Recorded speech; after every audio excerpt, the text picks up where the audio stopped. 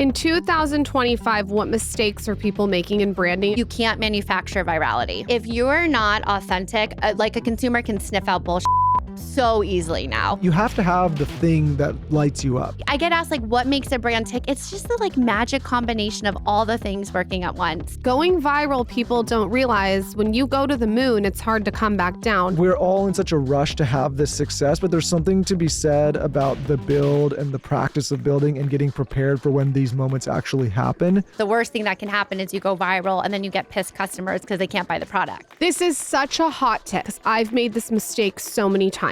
Be honest. Yes. Because this part is not talked about enough. Wow, I just got out of an incredible 2.5-hour meeting with you and your team, you and Heather. We just did a full brand deep dive on everything branding. Yeah. And you did a deep dive into the Skinny Confidential, and you guys did this gorgeous presentation about the consumer and testimonials and, you know, what the core mission is. And it was absolutely mind-blowing. Thank you. It exceeded my expectations, seriously. Oh, that means a lot. I've been curious my whole life, and I am so obsessed with figuring out why a consumer will purchase one product over another product. I think it's the most interesting kind of experiment, I think, in humanity is like you go to a shelf, you're at Whole Foods, there's 300 kombuchas. Why are they going to pick one kombucha over the other? So that's what I get to do this phase of my life is like understand what a brand can offer that is absolutely magical that no one else in the space can, and then how to kind of have that come to life. And tell us about the Halo study. Yeah, so we like to talk, so at Goldilocks, we focus a lot on like figuring out that magical connection between a consumer and a brand. And Halo Top, we like to use this as an example. I always think like, how can I explain what I do to my mom, who still thinks that when a product is on sale at Whole Foods, she's like, good job, it's BOGO, honey. I'm like, Mom, I have nothing to do with that. But Halo Top was a super kind of like sleepy ice cream brand in like the mid, 2015. It had a lot of claims on front. It had how many net carbs, how many calories per serving, and it was not doing great. And we had nothing to do with this work. But what happened was they kind of had this huge brand evolution where they really started to get in the mind of a consumer. And when a consumer is shopping the ice cream category, it's usually a celebration, kid's birthday, they had a raise at work, or they're like depressed and they're like, I just want to eat ice cream. And what the work unlocked was that people who are shopping ice cream, they want to just eat the whole damn pint. They don't want to have to think about, okay, there's 7 net grams of carbs for this. So they simply took off the claims at front and said the whole thing of ice cream is 270 calories. Eat the whole pint. They didn't change what was inside. They changed what was outside and how to communicate that. And the business experienced a 2,500% growth in 1 year and just exploded. And I think that's such a powerful example of what the nuances of brand positioning can do. And when you really get to know the consumer and you really get to know the category, how to unlock like explosive growth with a shift in positioning. And they sold for $400 million, or they did $400 million? I think they were doing close to $400 million in sales after that. Wow. So the tweak in the messaging on the outside, the ice cream didn't change itself. Yep. It was just the tweak in the messaging to appeal to the consumer. 100%. No one, and they became the best-selling pint in America. And think about legacy players like Ben & Jerry's and Dreyer's and Breyers. Everyone else in the category was talking about calories per serving.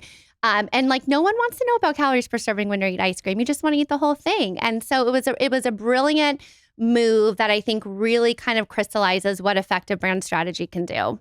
In 2025, what mistakes are people making in branding, and what would you advise people against who are listening who want to start a brand? I think trying to be everything to everyone is like such a pitfall that brands do. It's 15 years ago, it was really hard to launch a consumer brand. It was like these big kind of, incumbent players like the Kellogg's and the General Mills and the Mondelez, and they were the people launching brands. And then with like people learning how to use the internet and influencer marketing, all these people started launching brands, which is great. It democratized the process. But people, in order to kind of survive, and I'm not talking about fundraising, I'm not talking about any of that, you really have to figure out your singular point of difference. And if you're trying to be going back to Halo Top, if you're shouting all these claims, it's really confusing for the consumer. They don't understand why you and not someone else. And so what we do is like really try to like dumb down in the most simplest terms what you offer that no one else can offer and why you're doing it best. Like brand strategy is you think about consumer demand, you think about competition, and you think about what you uniquely can offer. And that kind of middle part is where all the magic happens. What are like the main things that brands that win have? Like what are like, and maybe there's a lot of things, but like what are like some of the, when you think about why a consumer would choose one thing over the other, like what makes those brands win at the core? I think clarity. I think community. I think, I often get asked like, what brands are killing it these days? And like some brands that I love are like Graza, the olive oil brand. And they went to a category that was a commodity like olive oil. And their messaging is not like we harvest, olives from these like, ranches. Maybe there's not ranches in Italy, like fields in Italy. They just made it in a squeezable format like chefs use. And it gave people to have fun in the kitchen. And they had really fun branding. And they had a character that was a mascot. So again, for them, it wasn't what was inside. It was like, what was the white space? Fishwife is another great example because it's tin fish. Like if you think about tin fish and like caviar, no, it's such like a stodgy category and they brought fun to it. So it can be a mix of fun branding. It can be a mix of clear positioning.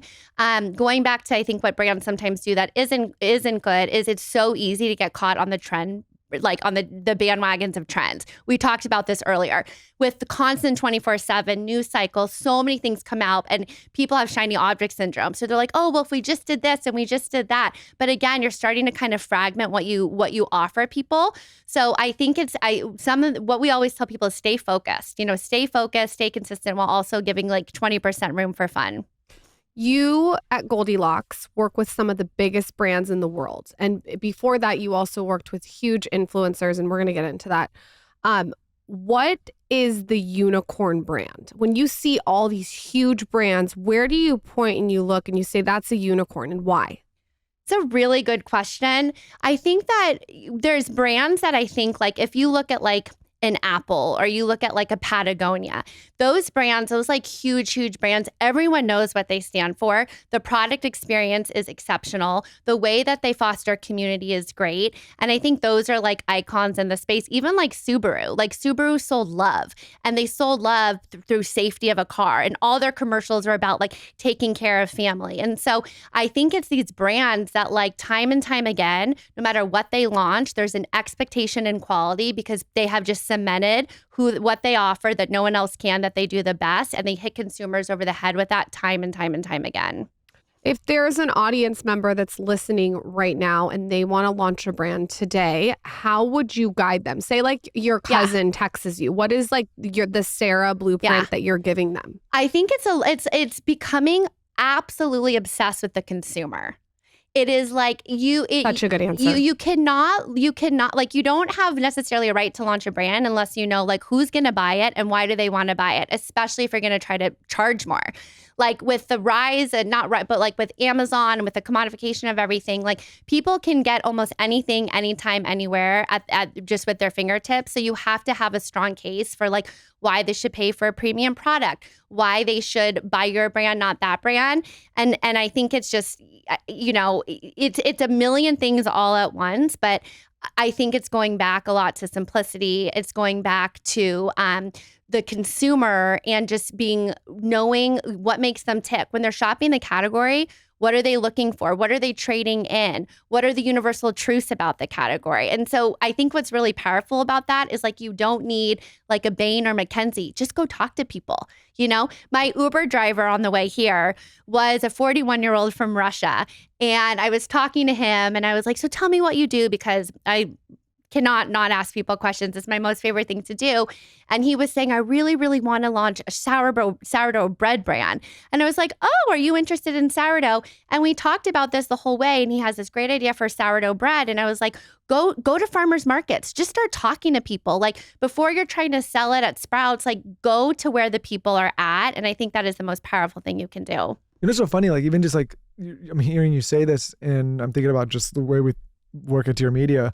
And it's like the same thing for people that want to create a content business. Yeah. Everybody's always trying to figure out all the bells and the whistles and the money and all that. I'm like, just go and start speaking to an audience and put them first. And the rest of the stuff will kind of take care of itself. It's so true. Like all these, like everyone's always like, how do you go viral, or what's the marketing, or what's the PR? And I'm like, we just focus on the person that's actually listening. Oh my gosh. If I had $1 for every time a brand calls me, it's like, I want to go viral.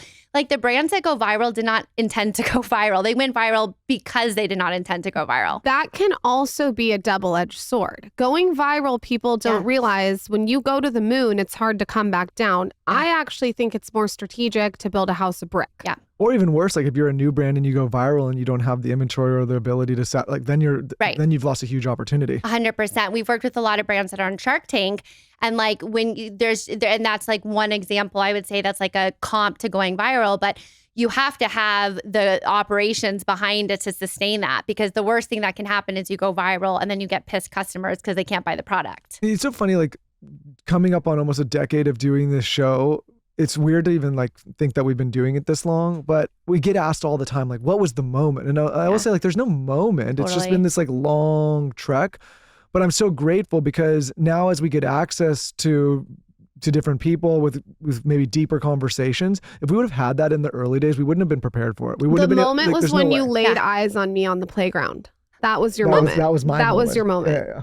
I don't know if it was like on you specifically. It was like, what was? No, that was your moment. But that was your moment. You get what I'm saying? Is like, totally. I think so, like we're all in such a rush to have this success, but there's something to be said about the build and the practice of building and getting prepared for when these moments actually happen. Totally. Because I think now there's so many, a lot of the recent conversations we've been in, if we would have done them in the early days by going viral, we would have been underprepared. Yeah. We would have been way too nervous. We would have not had the plot. Like there's just so many things. So I'm grateful now that it's taken time. That, and I would also add grateful for all the things that didn't work. Yep. It's like I've learned, and I mean, this sounds so trite in terms of talking about entrepreneurship, but I've learned so much more from like all the bombs and all the failures. I also think that sometimes, when people are trying to figure out what their brand is and what they're like, they change along the way. Mm-hmm. And so having a little bit more time to kind of really get clear about who you are and what you want to convey is important. So like having all these viral moments where then like the market's dictating what you need to do as opposed to and there's no flexibility to evolve and change. Talk to us about how you founded Covet. What was the epiphany to finding it, and then to founding it, and then also talk to us about it getting acquired, because that's pretty major that you did that at such a young age. Oh, thank you. And it's funny. I think back to, I think it was 2017 when you came to Covet and you're like, this is what an influencer does. Because we both were living in San Diego at the time. I think, going back to like what makes something or someone successful, it's never like they're the world's best. It's perfect timing. It's like market conditions, if you will. And so when I had been doing PR, I started my career in television at E! News and MTV. I wanted to be a talk show host. So I was like, I'm just going to, work behind the scenes and figure out how TV shows are made. And what reality shows were you on? By the way, Sarah, you're good on a mic. I could see you doing a talk show. Thank you. Thank you very much. Yeah. I was on the cinematic masterpiece that was Room Raiders. Okay. I was given my own blacklight. It was very exciting. To look for semen? At the time I was so naive. I thought I was looking for like not semen, but now I realize I was probably looking for semen. That is kind of fucked up that they give you a blacklight with no context. Yeah. And like, what if you do, like, how are you supposed to know you're looking for semen? I found dust with my blacklight, and I think that was anticlimactic for the producers. So no, I raided 3 rooms. And that was fun. I was on Dismissed, which was like, do you remember that? Where 2 girls go on a date with the same guy. And then he says no to one of them? Yeah, I was dismissed. I was too bubbly. I don't think they can make that show these days. I don't. Oh, there's so many things when you go back to MTV. That guy made the wrong bet. He would be like, he'd be really happy right now. Blaine, wherever you are, you made the wrong bet. And then Wheel of Fortune. Where I should have watched Harry Potter the night before because the category is fictional place. It was Hogwarts School of Witchcraft and Wizardry. If you did not watch Harry Potter, you were just not knowing, but I won $7,000. Wow. I did lose my Ford Focus as I turned over the wedge and I got bankrupt. But I did all of this because I was just so curious and I wanted to understand if I'm going to go do something, I want to start like on how it's made versus trying to do it. So I started my career in PR in probably 2006 or 2007. I moved to New York. I wrote a book on dating, not published, because I said yes to anyone who asked me out on a date, because I just was so curious, like, where are you from? What's your story? So, I mean, yeah, that's a whole other episode. My goal was to move to New York to become a columnist like Carrie Bradshaw, Sex and the City, and just do that. And I'm so lucky with how naive I was, because I just like, one thing I don't have problem with is like, I have like blinders on, and like, I'm not worried about failing. I'm not worried about rejection. So I went to New York. That didn't happen. I did not get my own. I did not publish my book. And I kind of stumbled into PR, and I did PR in New York for a long time. And then I moved back to Southern California. And to answer your question, I'm obsessed with consumer products, because there's no personification, like unlike celebrities or talent, it's just sitting on a shelf. So I think it's like such a challenge, like how to make a product speak to you on shelf. This was kind of when the wellness boom was happening, like, cold pressed juice and kombuchas. And there was no firm that was hyper focused on better for you brands. So had the idea and started Covet. And you got Suja as a client. No. Yeah. I mean, now it's all connecting for me. Yeah. But you're so right, because there was that moment in time when a lot of those businesses started emerging, and they were like new to, like, now everybody sees these, but there was nothing. We didn't have these options. We didn't. It was all like crunchy granola. It wasn't like mainstream. And like now you go to Erewhon and you pay like $40 for an acai bowl, and like consumers are okay with that because they've been primed for 10 years to pay more for food. But back then, it was kind of an anomaly. There wasn't really anyone focused on that. When San Diego was, I was wondering like, okay, New York, San Diego. But then now that I think about it, like it was a little hub for that health stuff. Oh, totally. Was Suja like a huge client for you at the time, or was that something that you guys sort of built up together? What was that like? So Suja at the time, and I know we're both friends with Annie and her business partner at the time, Eric, were just delivering juice. Like he on a skateboard. That's an amazing story. She worked at a yoga place, and they were delivering it. So it wasn't in real, like, I think like commercial packaging at that time. We had some of that early juice. Yeah. They were making it out of so good. Weren't they making it out of the kitchen of the nightclub? At Enlighten Hospitality. Yeah. And so that was my first client. They were at that point, when you think about revenue, hundreds of dollars a month in revenue. I mean, they were a baby. And I took kind of the same approach I did for beauty brands in New York, and I applied it to a juice brand. And I was trying to get like beauty editors talking about juice when historically they were talking about mascara. And so that was a really, I think, a big opportunity to kind of say like, pay attention. Like this isn't just a food, this is like a lifestyle brand. And I was very, very lucky. Suja was my first client when I went on my own. And you always have to the rule of thumb is you kind of have to, when you start a firm or an agency, like you need one big marquee client. And I was super lucky that Suja took a chance on me. And that was kind of the beginning of it. What were the next sort of momentum with the clients? Who were the other clients that you started signing, and why do you think you were acquired? Like, what was that like unicorn? Well, I think what was unique about us is, and it's the same thing what we do at Goldilocks, which is like we're revenue agnostic. So we work with brands like Epic Bar, which was, I think, based in Austin. And we took them through their acquisition with General Mills. But we started with them when they were really small.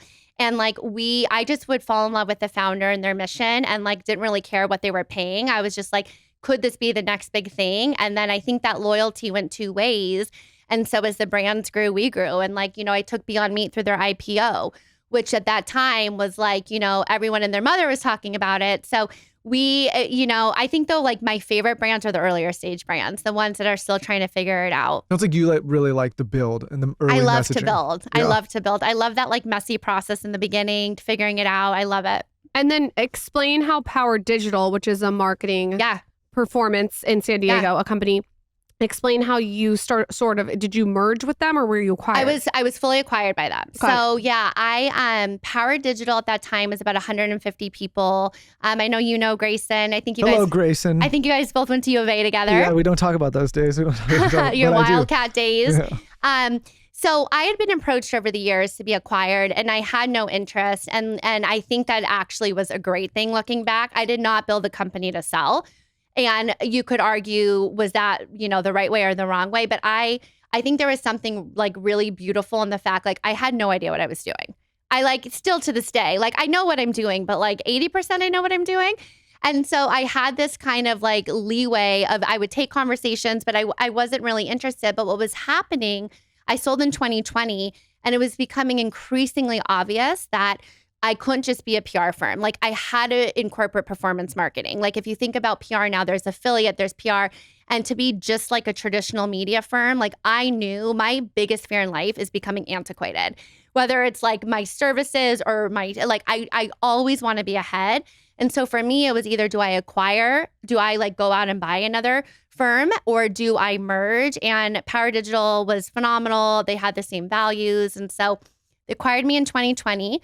I became the chief brand officer, and then we scaled to about 800 people during the height of COVID in like 16, 17, 18 months. They were already owned by private equity. And then we sold again to private equity in 2022, which I had no idea how lucky it was to sell twice. Most people you sell and you get some cash and then you roll over some equity. And most people think, okay, that equity you rolled over, you're probably not going to see again. That's kind of the thought, because it's very hard to sell twice. And I was very lucky. I mean, the team was incredible. Like I learned so much. And then I left in 2022, thought I was going to retire for like 3 seconds. And then I was like, I'm antsy. I want to go do something again. And then be honest. Yes. Because this part is not talked about enough. And we had the founder of Primal Kitchen on. Yeah, Morgan. Yes. And we asked her this. Yeah. When you sell and you like feel like you're going to retire for 3 seconds. Yeah. What's the come down? Because there's a come down. Oh, it's like having a wedding. Oh, and my then gosh. on Sunday, you feel like you want to lay on the railroad track. My husband and I were in the car like when the wire hit. And we're like driving and blah, blah, blah. And it's like, you're so excited. And then it happens and like you enjoy it for like 2 minutes. And then you're like, and it feels like it's like you're just stripped. Yeah. And I think, you guys, I imagine, feel like this so much too. Like your work becomes part of your identity, good or bad. It becomes part of your identity. And I was, for so long, that was like such a focus that I think part of why I was like, why next is as I was to be totally candid, I was uncomfortable in the unknowing of just not doing anything. Like I'm not good in those moments of just kind of like waiting. I'm a very impatient person. And so for me, I think it was this incredible achievement, but then I'm like, okay, what can I go do next? Here's like the mind, fuck, I'll use this language, people get mad when I cuss, but it's the mind fuck, is that most people that we've met that go on to build a great business and sell it are highly productive, ambitious people. Yeah.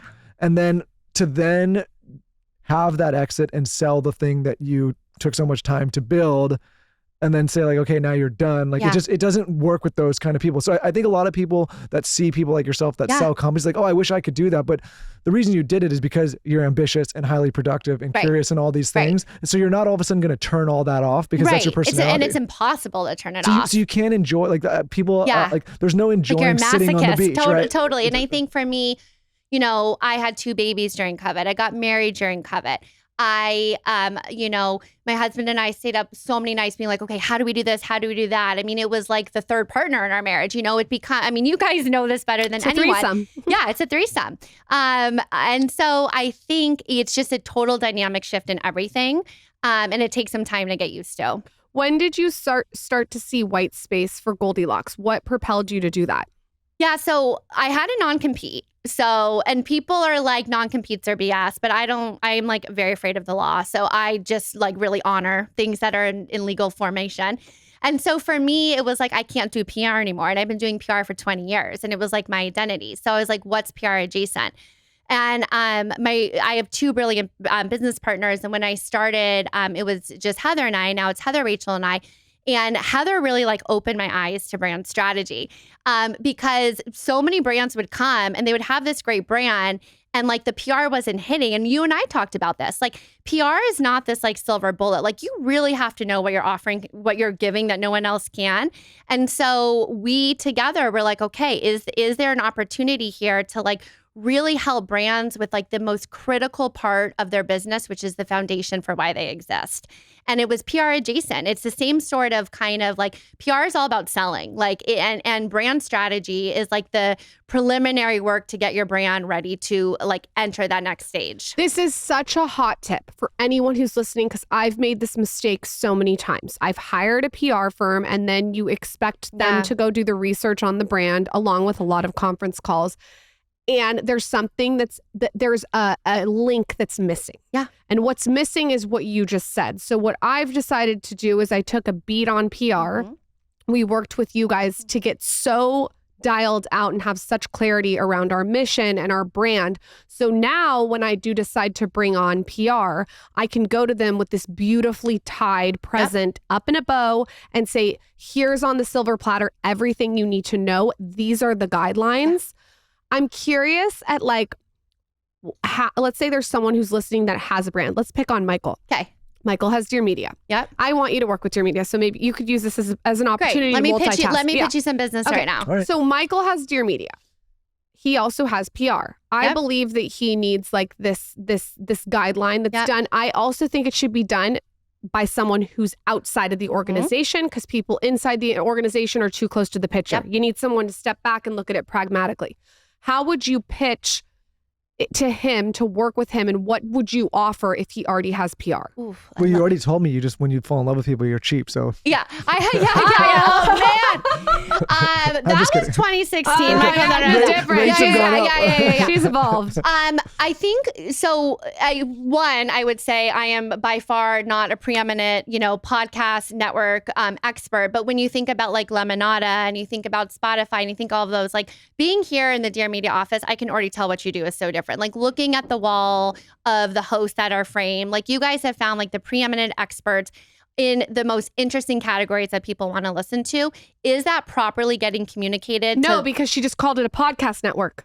There you go. Hear that? Well, she just called it and what is it? It's funny. So I'll explain it. So please do. I think like when people bring up, and listen, no shade, like if it's Sirius or iHeart or Lemonada or whoever else is creating audio, like primarily producing podcasts, like we operate so much differently. A lot of these companies, they're in production. Maybe they don't do their own sales.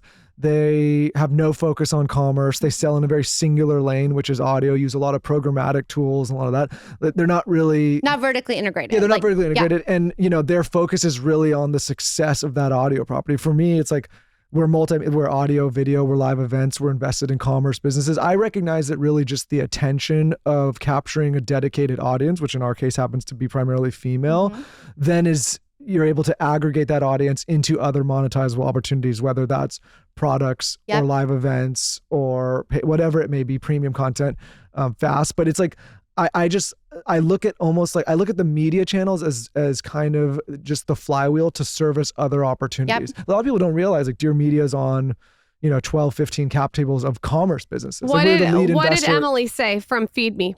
Oh, Go ahead. I mean, so we were reading Emily Sundberg's Substack, who I love. And basically just like she was saying, if you were to take the headphones off every girl walking down 14th Street in Manhattan, they're probably listening to a Dear Media podcast. Well, that's nice, Emily. Thank you. But I would say the flip side is like you probably haven't gotten the attention you deserve if you pair that fact. So where is there areas of opportunity in terms of crystallizing the message? Did I win the business? No, you won the business, and actually we should talk. But there's we should talk. I have productive meeting, right? Yeah. Maybe my so-called competitors or other people in the space will hear this. I've been very intentional about not participating in anything having to do with the podcast space. I don't go to the summits. I don't participate in like the things. I don't talk to podcast reporters really anymore. Like I understand that like we're doing a podcast, but I look at this as a show. Yeah. It's audio, it's video, news, there's all and I think the podcast space in general has done a really good job of pricing itself down and getting very little attention. Like if I was to pick on the executives that existed here before me, I would say you've lost an early negotiation with agencies and you've allowed them to dictate the pricing of the market. I would say you've only focused on one subset of the creators' channels, which is audio. I think that you've done it in a very like, hey, go to skinny.com. That's like, there's such greater opportunity. And for me, like, I just like the goal from Dear Media is to basically bring this into the mainstream, which I think it's like this, if election did anything, it's helped kind of articulate that these are important platforms, but that they're not just limited to some audio app and they're widely distributed across every relevant platform. And so I think like, that's nice to hear Emily saying that. And I think she's recognizing maybe that we just operate differently than a lot of the people that were here. I mean, and then I'll shut up. A lot of these companies that started playing in this space were radio companies first, and they're now just trying to figure out this kind of medium, but they're using radio tactics to do it. Right. And we just don't do well, it and that I way. think just by default of what you said, like live events, audio, like you're right. You're 100% right. It's so much more than a podcast network, but like, does the world know that? And how can we let the world know that? Nope. So let's just say you work with Dear Media. What's the process look like? And how can someone emulate the process at home?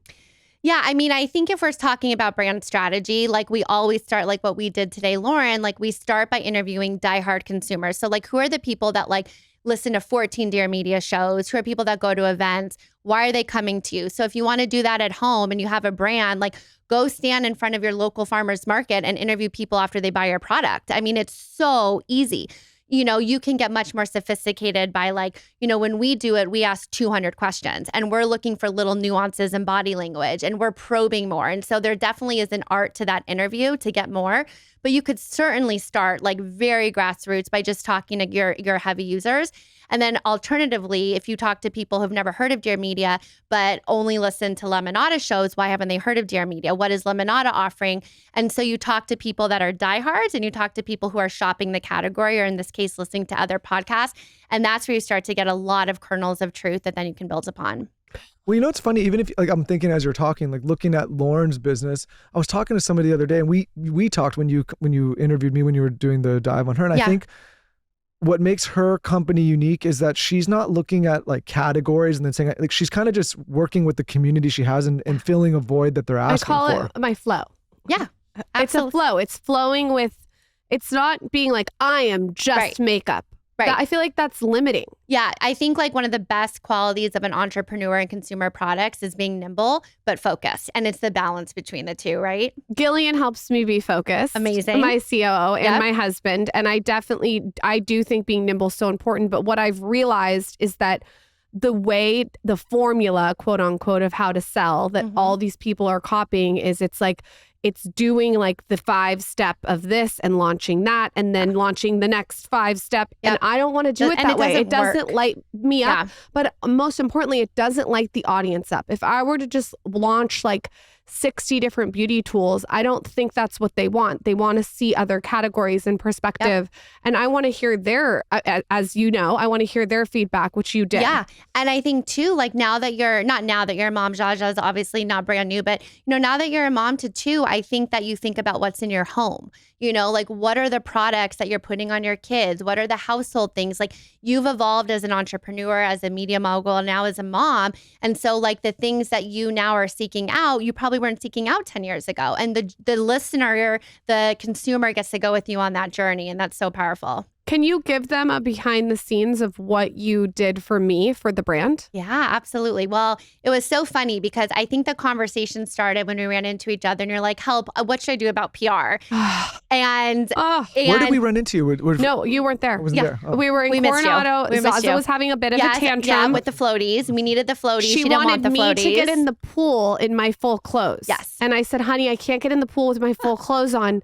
I think I was wearing a full workout outfit and she didn't understand. Yes. Go ahead. So we were chatting and Gillian's a friend and we were all just kind of talking about it. And just in the 2 or 3 sentences that you shared, like, it's not working. Like, these are like, why is this not being communicated? Like, this is what we're doing, blah, blah, blah. I was like, I don't think you have a PR problem. I think you have a brand strategy problem. Yeah. And not everyone, some brands have it nailed down. Sometimes it's the inverse. And so what we started with is really trying to figure out like what is the absolute magic that the Skinny Confidential offers from a podcast experience, from a product experience that no one can. And in order to get there, we had to back way out and talk to consumers. We first started with stakeholder interviews, which is like talking to people who have a very heavy hand in the brand.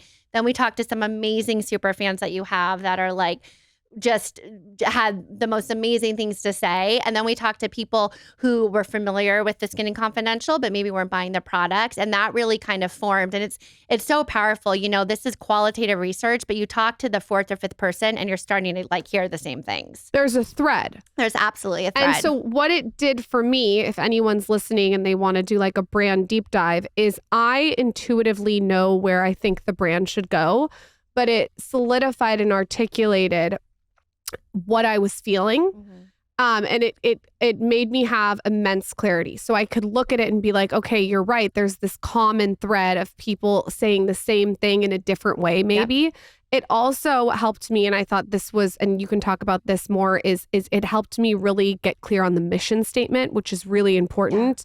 What are the tips that you would recommend to our audience to get a mission statement? I mean, it sounds so cliche, but like if you're not authentic, like a consumer can sniff out bullshit so easily now. Yeah. And it's like the biggest turnoff when it comes to like connecting a consumer to a brand. And so I think what we discovered, which we knew and it just validated, is like being vulnerable, having this opportunity in these different channels to like say it like it is, by bringing in experts, by sharing your own point of view, like that has cemented the authenticity that you have with your audience.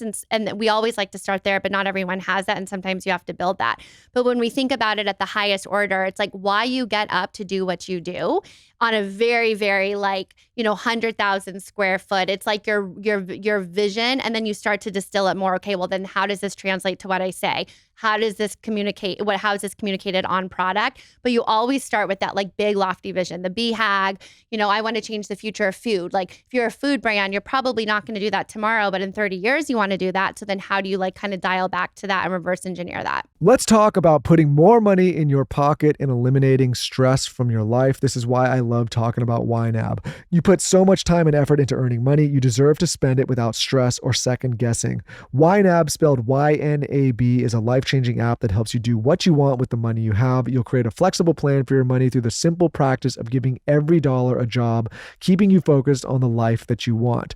So many of us run around money stressed every day. It's unnecessary. All you have to do is get a better understanding of personal finance, and YNAB can help you do so. So whether you want to cover your mortgage or your rent or fund your 401k without sacrificing dinners with friends or that long-awaited trip to Greece, with YNAB, you'll stop wondering where your money goes and start deciding where it'll take you.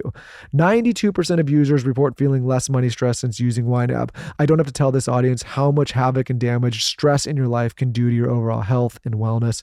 It's just unnecessary to carry it. All you have to do is get educated. What we love about YNAB is the average YNAB user saves nearly $600 in their first month and $6,000 in their first year. Imagine what you can do with an extra $6,000. Life is short. Spend it well with YNAB. We have an offer for our listeners. TSC Him and Her Show listeners can claim an exclusive 3-month free trial with no credit card required at www.ynab.com/skinny, spelled YNAB.com/skinny. Let's talk about Armra colostrum. If you don't know what colostrum is, colostrum evolved 300 million years ago and is the first milk all mammals produce. It's the first nutrition we receive in life and contains all the nutrients your body needs in order to thrive.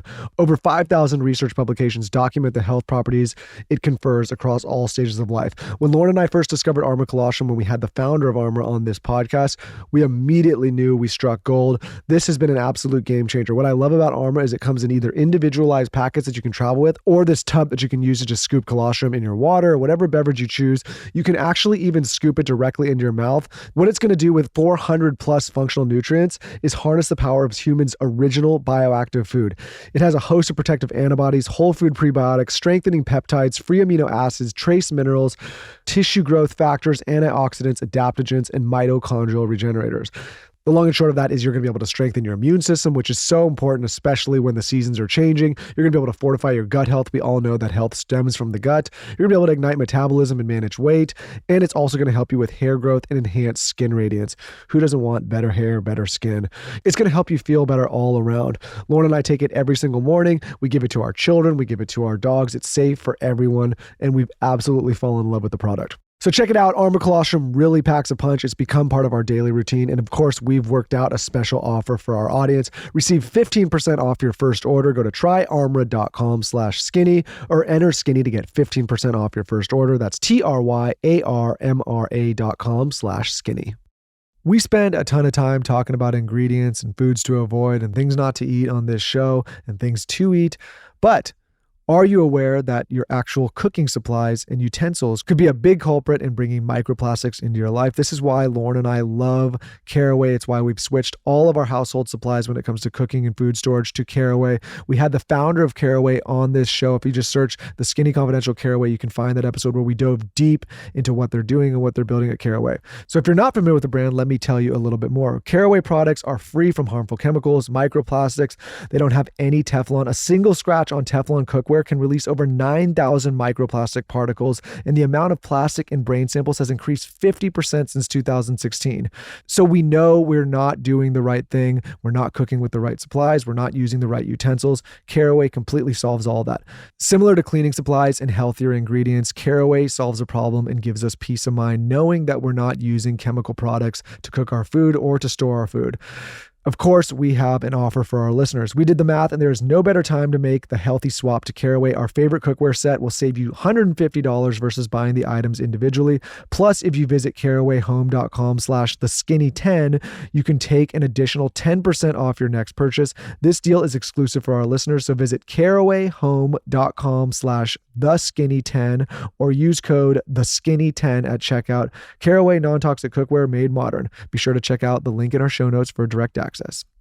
I have like maybe a different question, but if you were consulting somebody who was thinking of starting a brand, and they're just like, and they haven't even figured out the category yet, is there any direction you would point them in, or do they have to kind of know the category and the mission first, or can you say like, hey, there's some white space and people like, there's a lot of people just think like, I want to be an entrepreneur and start a business. Yeah.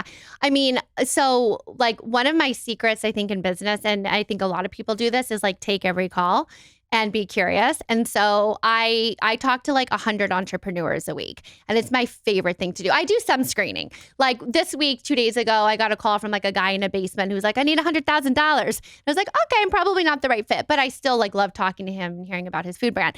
And so I think that there has to be some level of like preliminary research in the category. You have to know what category you're playing in. And like there's very sophisticated tools that people use once they're ahead, like getting SPINS data or Nielsen data, or like actual data that like retailers report. You're not going to have access to that. But I think there's ways like information has been so democratized now. I mean, there's trade publications that report on like the decline or the growth of a category. I mean, you can get very crafty on your own for sure. Yeah, as I was thinking, like, you know, when we look at things, we don't jump necessarily on trends, but we try to figure. One of the things that I think is interesting about running Dear Media is you sometimes get access to conversations earlier than they pop into the mainstream. Yeah. Does that make sense? Oh, totally. Like I remember, like, you know, obviously this is a fringe one that we're known for, but like these raw milk conversations that are becoming so topical across so many things, like you start to see those kind of conversations populate amongst a few different shows and being like, oh, this thing's going to go. Yep. And I look at that data and I was like, okay, like people that are thinking, like if I was thinking about which kind of business you can like kind of watch the cycle of these conversations, and it indicates like which direction you should go. Not that it should be raw milk, totally. But whatever. No, I totally agree. Like, and you start to have 5 or 6 of the same conversations with really smart people. And 3 years later, you see that category is boom. Like if you look at like the Ollipops and the Poppies, like they looked at what Big Soda was doing. And they also looked at the rise of prebiotics and probiotics and gut health. And they brilliantly combined the two.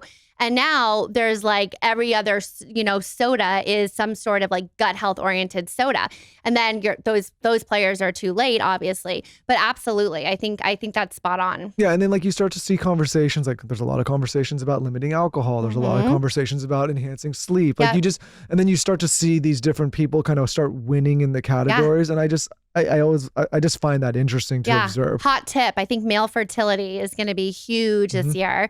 And I think, you know, when we think about like GLP-1s and we think about supportive products, like there's categories that I think are just really, really interesting that actually still have room for innovation. It's hard to innovate too now. Like it's actually hard to find something where there's not something in existence. And so those are 2 that I have my eye on. Okay. And then my follow-up question is, say you figured out a category and you want to sort of like, what are the things that you would caution people against in the early days?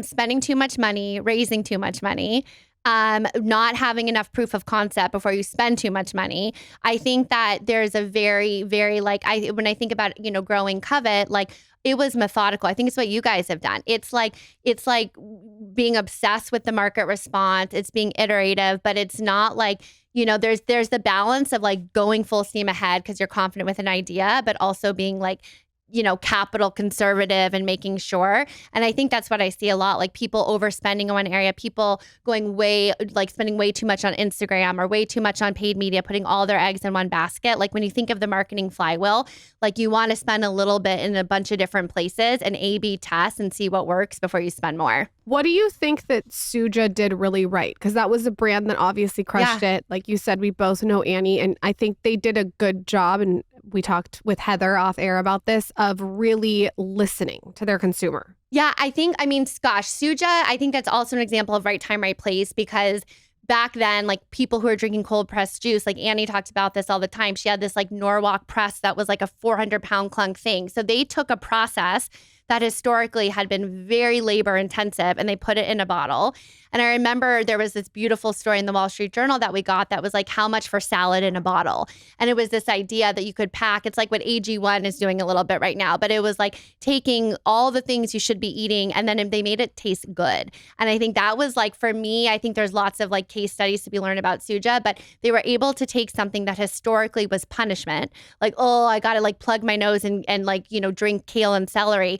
And they were able from like beautiful recipes to figure it out. They also, I think, like helped to democratize organic. They were able over the course of their of the brand able to introduce lower price point items to Walmart, to places that historically didn't really have things like this, and to really kind of broaden the brand to be much more mass. I also think what Annie's done personally so well is when she was done with Suja, she went into a different category, but with a similar mission. Totally. Cleaning up beauty. I think where people that sell their company and then hop to something else do wrong is they'll like sell their company that's like, I'm just making this up, like an online shop site. And then they'll sell it and they go and open a restaurant. Like, and what you're right just do you like, have? What?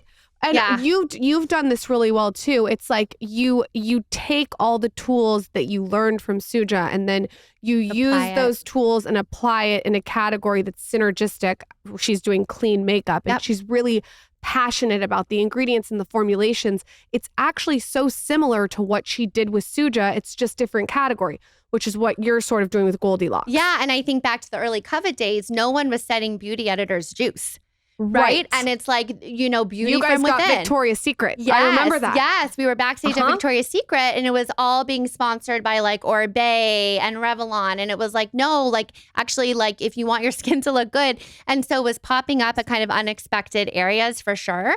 And then, I think with Goldilocks, it's like, you know, a second career, but it's really not. It's just a slightly different, you know, lens of which you're doing it. But again, like why I do what I do, you know, I'm a mom of 2 kids. I'm in my 40s. Like I could probably slow down, but like I just love building brands and like and finding that magic that a founder has. There are a lot of young people that want to establish a career in PR, branding, marketing.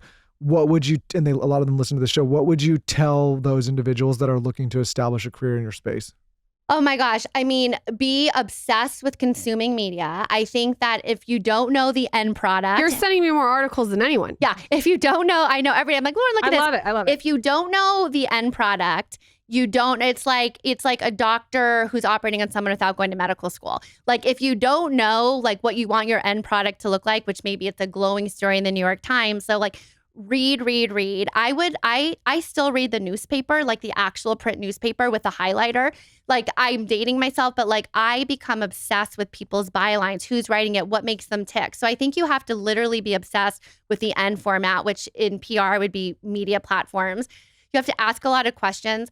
You had Kira on your show. Yes. Kira was my first intern. And I mean, Kira is a 1 in a bajillion, but I think something that helped Kira that I did was I BCC'd her on every email.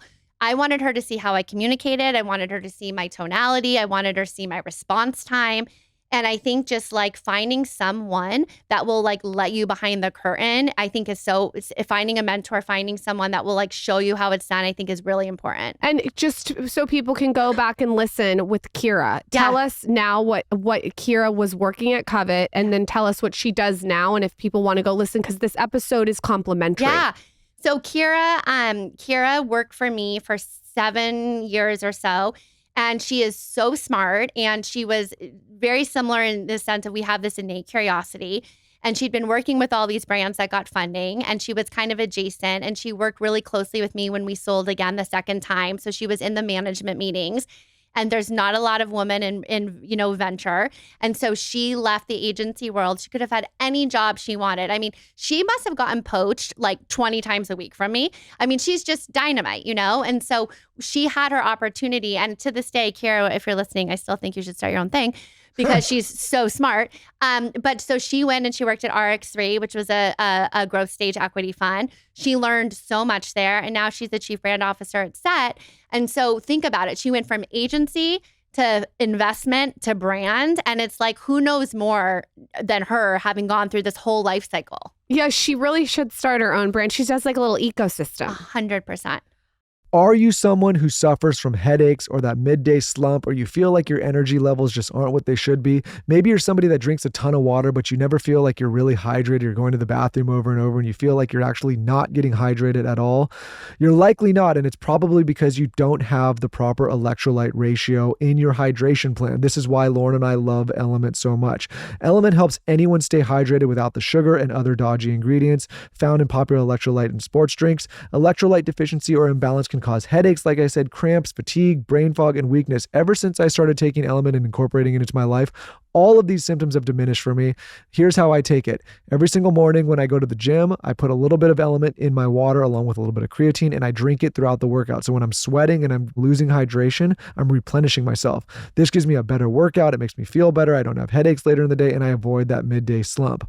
What we love is they come in these individualized travel sticks that you can take anywhere, to the office, to the gym, on the go when you're traveling. And each stick pack delivers a meaningful dose of electrolytes free of sugar, artificial colors, or other dodgy ingredients. Don't just take it from me. Element is used by Olympians, professional athletes, special forces, health experts, business leaders, and everyday individuals looking to feel better and have proper hydration. You can also try Element totally risk-free. If you don't like it, they'll refund your order. No questions asked, and they have extremely low return rates and high reorder rates.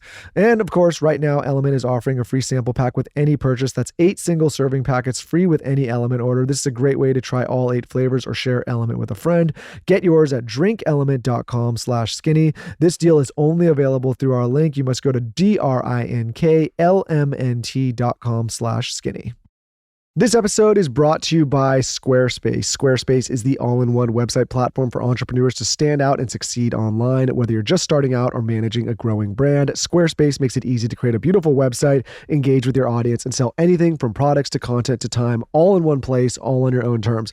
If you're somebody who's been sitting around procrastinating, waiting to start that online brand, that online business, that e-com store, that merch store, your newsletter, whatever it may be, it's time to start now, and Squarespace can help you do so. Lauren and I have been huge advocates of owning your own platform online.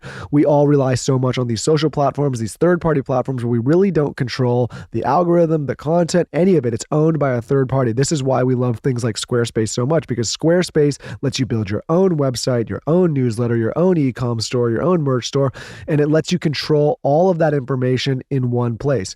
It also helps you build these things cost effectively. If you think about the businesses we've built our own podcast that is hosted on our own RSS feed, our own websites and blogs, which we control and own, our own e-com channels. These are all platforms that we control and we own. Then we use third-party social platforms to promote them, but we're not at the mercy of those platforms because we can distribute across all of them and then direct to the things we do own.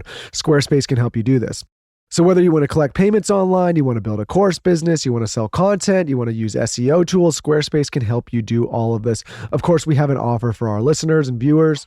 All you have to do is go to squarespace.com for a free trial, and when you're ready to launch, squarespace.com/skinny to save 10% off your first purchase of a website or domain. Again, that's squarespace.com/skinny. So one of my friends got sick, and I saw her today after she was recovering, and I brought her some of my favorite supplements. And amongst those were Symbiotica's vitamin C, no brainer, Symbiotica's elderberry, my favorite, and then Symbiotica's glutathione. I tell all my friends and family about this brand because it's just creme de la creme. Symbiotica is really, it's as clean as it gets. There's no seed oils.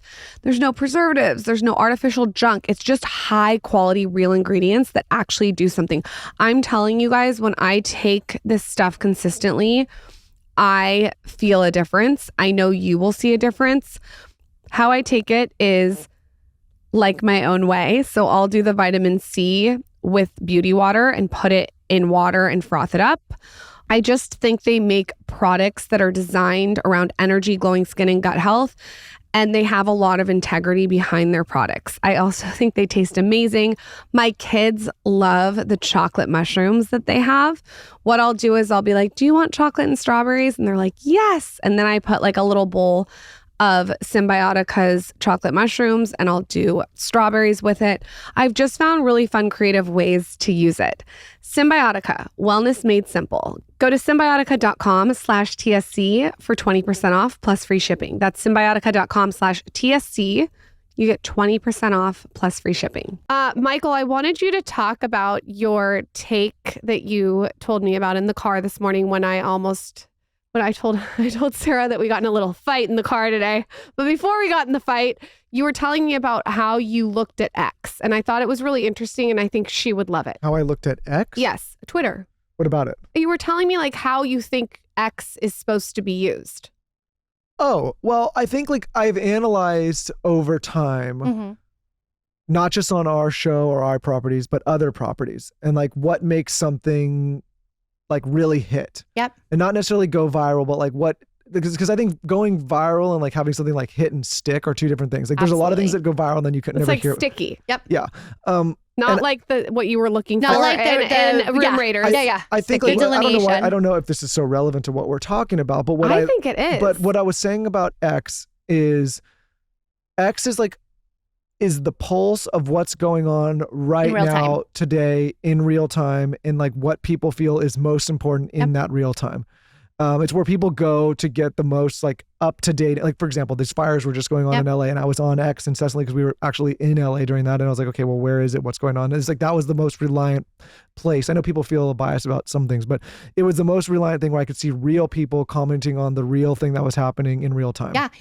And then, and so I was saying, so there's that.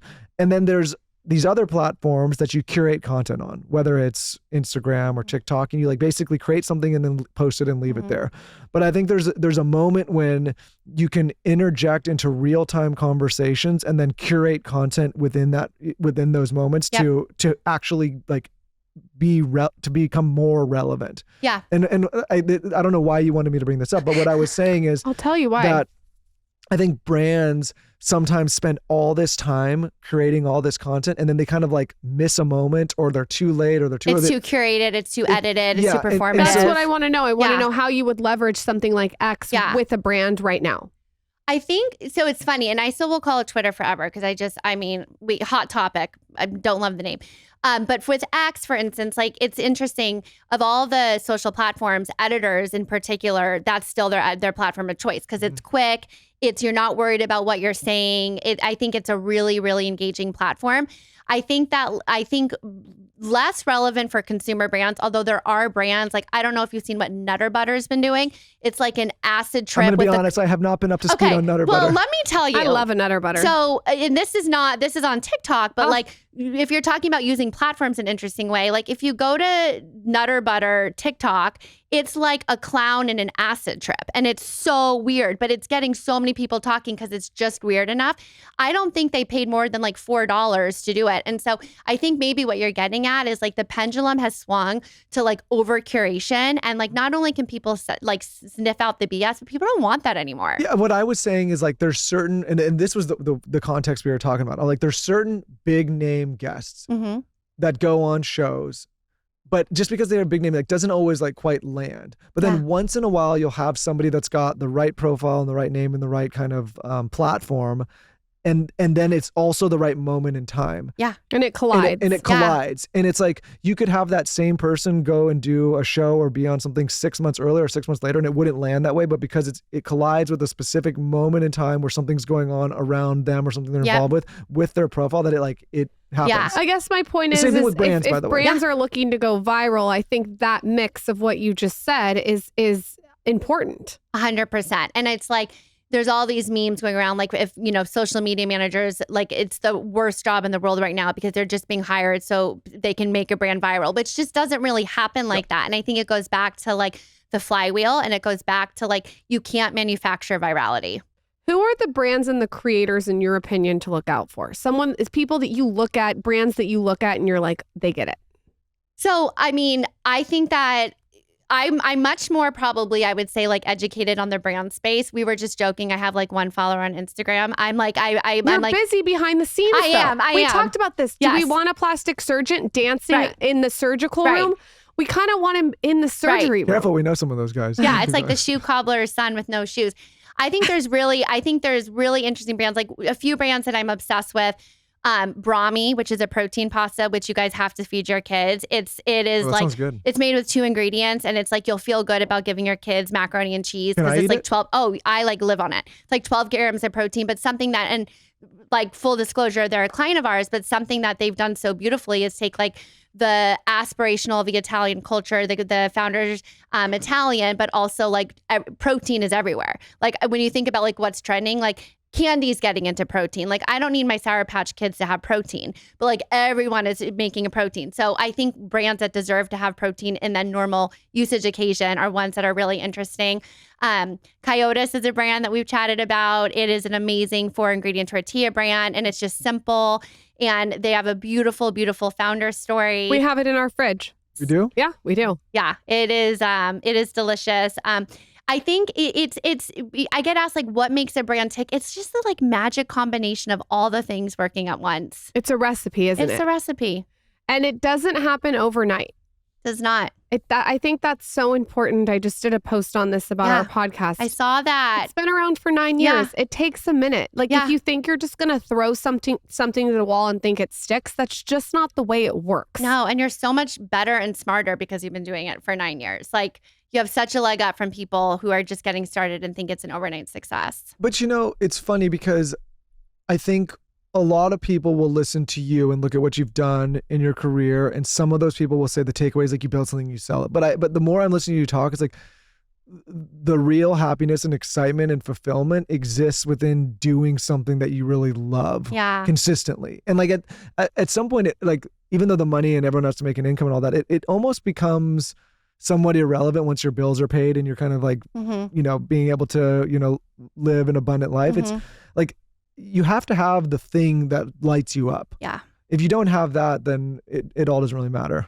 I feel so lucky that I get paid for what I love to do. And it's like, I think that's like hitting the life lottery, if you will. It's like, yeah, some days are annoying, but generally speaking, I wake up and I'm like, who can I talk to today? What can I learn today? Like what unlock can I have today? And I feel so lucky that I get to do that. What are Sara things? Meaning, what are your tools, habits, tactics, wellness, beauty, all your little things that you like? Like if we dissected your life. Oh my gosh, I'm a basic biatch at the very core, but I use Lip Smackers Dr. Pepper. Yeah. It gives me the best red lip. I mean, it's so funny. It's like if you open up my refrigerator, it has like all the brands we work with. But like because I was in PR for so long, I got sent so many things. Like I don't have a lot of loyalty to any one thing because I hope you have an ice roller in the freezer. I absolutely have an ice roller, and I just got some some new face oil to put it on. But no, I like live on the same 8. It's like a joke. Like I am a person by habit. I start every day with 2 eggs and an English muffin. I mean, I like people know I eat like a 6-year-old. Like I order off the kids menu. I'm not an adventurous eater. It's decision fatigue. It's decision. Yeah. It's decision. It kind of is. It's like why Mark Zuckerberg always wears, the black turtleneck. There is something like that. I'm a mom, so I have a 7-year-old and a 4-year-old. And so, it's like mayhem at all times, which also makes a routine hard. Kiehl's Ultra Facial Moisturizer, my go-to facial moisturizer. Any tools and habits, books, anything that you really love that you would recommend to our audience? Yes. I'm into a ton of Substacks. I just find like the writing is super interesting because there's no publisher attached to it. So you can really like speak freely. We were just talking about Puck. Like I'm a big fan of Puck. I'm a big fan of podcasts. I love to write. I kept a journal every day of my life starting at age 6, and I still journal every single night. Yeah. God, that's gnarly. Yeah. I have like probably 500 journals. So there's no format. I just kind of like write whatever. So I love to write. I usually fall asleep listening to like a New York Times audio podcast. I run. That's it. Pretty simple. Sounds like you're simple with what you do, because what you do for a living is a lot of weaving. It's a lot of elements. It's a lot of layers. It's an onion. Yeah, 100%. I didn't grow up playing team sports. So I don't have an athletic bone in my body. My passion my whole life has been just talking to people. And so everything I do is very simple to give me like the mental capacity to like talk to people all day and learn about people. Well, you came to the right show. I did come to the right show. If someone wants to work with you, I know you guys have probably a huge scroll of a waiting list. You do work. I'll have to ask you off air which brands I can say in the intro. You work with some huge major brands that everyone would know. I don't know if there's NDAs, but if someone wants to work with you who's listening or they already have a brand, what does that process look like? Where can they find you guys? Yeah, so It's Goldilocks. So www.itsgoldilocks is our website. My Instagram handle with my 1 or 2 followers is at the Sara Brooks. And the best thing to do is just reach out. You'll probably talk to me because I'll pick up any call. I love it. And Michael, get on it with Dear No, Media. We're gonna talk. I was letting you do your thing. Lauren gets mad at me because she meets people and then I kind of like weasel my way in. Then no, this is what he does. I am. I'll brag for a second. I'm the tastemaker where I'll find like a really smart person. Yep, like a gem. Like my interior designer that I just found, and I'll get them and I'll use them, and then Michael will see what I've done. And then he'll take it and rebrand it to be his own. Absolutely. So he'll be telling me about you. Like in 6 months, he'll be like, well, Sara said, and Heather told me. And I'll be like, bitch, I told you about them. But on the reverse of it, I also let her sometimes do that. And then if it's a disaster, I can be like, I've had some disasters. Like, but we're going to redesign this whole set. This whole thing's a disaster. And I don't have to take any blame for it because it was all her. Someone told and she me got hosed that on the pricing. Our set looks like Alice in Wonderland when Alice was in the tiny little cubicle.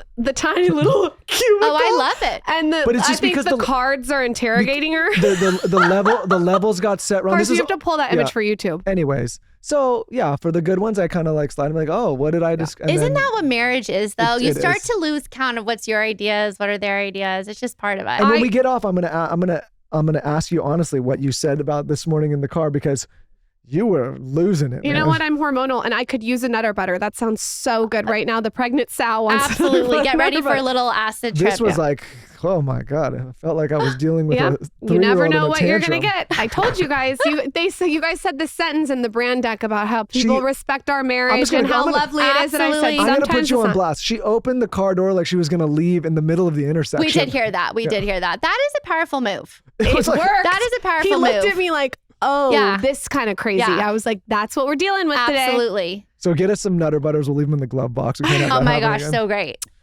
Sara, thank you so much for coming on the show. Go listen to Kira's episode now because very synergistic, and go DM Sara if you have a brand. Thank you for all your help with my deck. I look forward to see what you're going to do with Dear Media. Thank you, Sara. Yes, thank you. Thank you for getting me my next client. I really appreciate it. Maybe really consider getting back on a talk show. You're pretty good on a... Yeah, you are. Absolutely. You guys want to give me a podcast? Yeah, send me the paperwork. Get our contract. That's the way to get out there. Yeah. Podcast. Absolutely. Thanks, guys.